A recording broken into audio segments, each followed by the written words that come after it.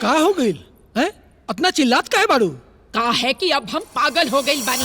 हमार दिमाग अब काम नहीं खे करत। नहीं, मतलब ऐसा क्या कहा था?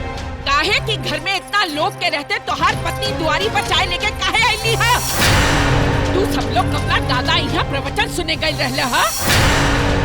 अरे माई, इतना गुस्सा काहे हो रहल बाड़े? हमनी सन एजे घर में तो बानी जा।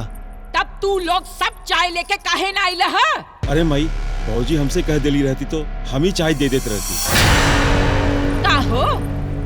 तहरा द्वारी पे खड़ा होके नजारा मारे के शौक हो गई बाका? हाँ? बोल।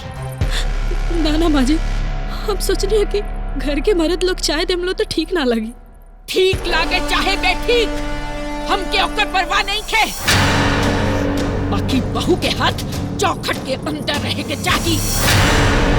सास हम हई, हमार सास बने के कोशिश मत करे लोग, वरना ठीक ना होई।